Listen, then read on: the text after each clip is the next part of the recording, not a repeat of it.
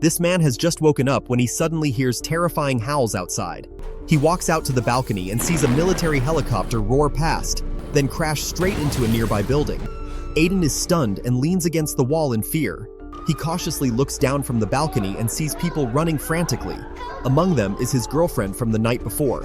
He tries to call out, but then sees her and another person attacking an old woman, tearing into her like wild animals. Panic sets in. Aiden stumbles back inside just as a man bursts in. It's his neighbor, who claims his roommate has gone insane and begs Aiden to let him stay. Before Aiden can react, the neighbor stumbles into the bathroom, blood gushing from a wound on the back of his neck. Sensing something's wrong, Aiden grabs a knife for self-defense. Then the TV suddenly breaks in with a news bulletin. A zombie virus has broken out in the city. Anyone bitten or scratched will be infected. The neighbor, now back from the bathroom, insists he's fine, but his red eyes say otherwise. Aiden orders him to leave at knife point. The neighbor, not yet fully turned, leaves reluctantly. A moment later, Aiden hears blood-curdling screams.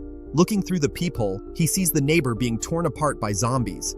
Terrified, Aiden collapses to the floor and remains frozen until nightfall. He numbs himself with alcohol. A text from his father brings him to the brink of despair. The situation there is just as bad. He tries calling, but no one answers. Realizing he's on his own, he starts fortifying the apartment.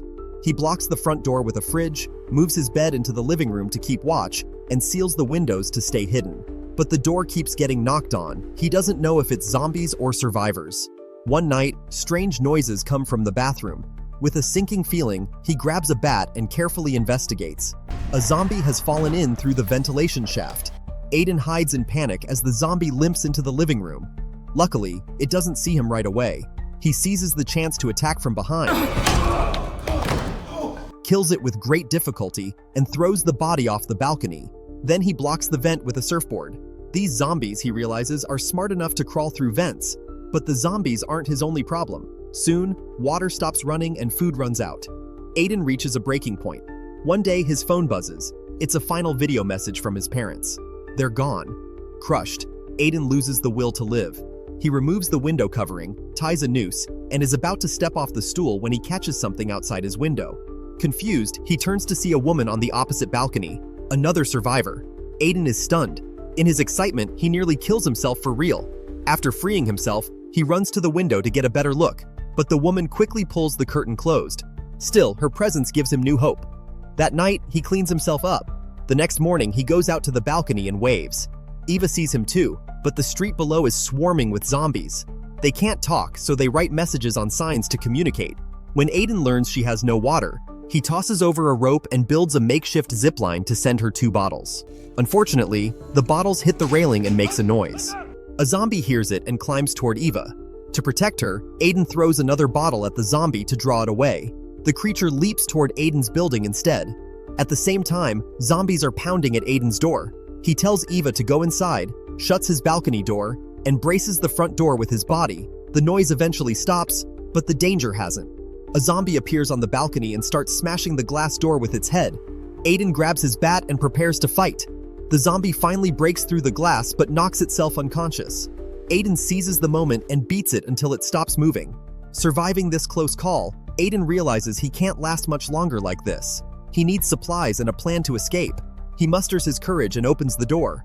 The hallway is eerily quiet, the neighbor's body still lying there. As Aiden reaches for the keys, he hears footsteps. Zombies are running toward him. He drops to the floor and plays dead.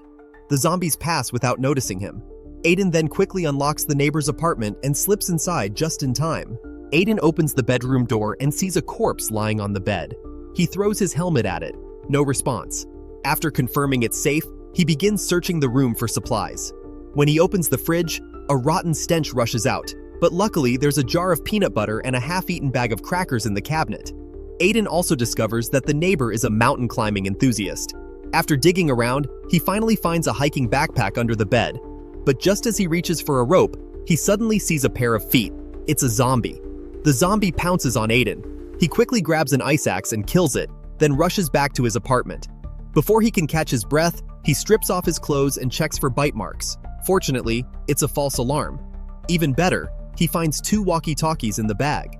That night, he sneaks downstairs through the horde of zombies, risking everything just to throw one walkie-talkie to Eva, because it's been so long since he's talked to someone. The next morning, Eva's voice finally comes through the walkie-talkie. They talk for hours, forgetting the apocalypse outside. Days pass. Food runs low again. Aiden crawls into the bathroom vent, preparing to search other apartments. It smells awful, but it's safer than going outside. He randomly drops into a unit. After checking every room and confirming there's no danger, he lets down his guard and finds a stash of food in the kitchen, enough for a long time. He can't wait to tell Eva the good news. Eva, however, feels something is off. If the place is empty, why is the fridge blocking the door? Aiden senses something is wrong. He turns and sees an old man standing behind him. After confirming neither of them is infected, the old man says nothing and kindly offers Aiden food. He even lets him take anything from the pantry. But Aiden, still too naive, doesn't realize he's in danger. While Aiden is gathering supplies, the old man suddenly attacks him from behind. In a world with scarce resources, there are no good Samaritans. Aiden wakes up in a daze and sees a zombie face inches from his own. He nearly dies of fright. This zombie is the old man's wife. He loved her so much that even after she turned, he couldn't let her go. So he chained her to the bed and fed her whatever he could. His 2 dogs had already become her meals. Now with Aiden, she has a new dish to try. Just then, Eva's voice comes through the walkie-talkie. The old man steps out to investigate. Aiden takes the chance and struggles free. As the old man returns, Aiden throws him toward his own wife, making him her next meal. Aiden grabs his supplies and runs, only to hear Eva screaming. Zombies have broken into her home. Fueled by desperation, Aiden charges through the undead and races back upstairs. He finds Eva trapped on the balcony. Zombies fill the apartment. He doesn't hesitate. He ties sheets together and jumps. Landing near a gun, he grabs it and shoots. The noise attracts more zombies. Eva throws down the makeshift rope. Aiden climbs as fast as he can, the undead right behind. Just in time, he flips over the railing and cuts the rope, sending the zombies crashing down. He urges Eva to jump. She slides down and he catches her. They embrace. No time to rest. They run through the hallway, racing into an emergency stairwell that leads to Aiden's apartment. At the door, Aiden warns her to stay alert. As he opens it, a zombie lunges at them. It knocks Aiden down the stairs and pins him, biting ferociously. Eva grabs the ice axe and smashes the zombie's head, saving him just in time. In the corridor, they're surrounded. After a fierce fight, they finally escape. The apartment is within reach. Just as they're about to go in, another zombie charges. Aiden shoves Eva inside and gets tackled. Eva watches helplessly as the zombie closes in, until Aiden reappears, pulling it away. He fights it off and gets inside. He tells Eva not to come close. If he's infected, he'll jump off the balcony. He walks out into the cold night air. But he's lucky. No bites. Eva breaks down in relief. Outside, the howls start again. Aiden braces the fridge against the door. Eva joins him.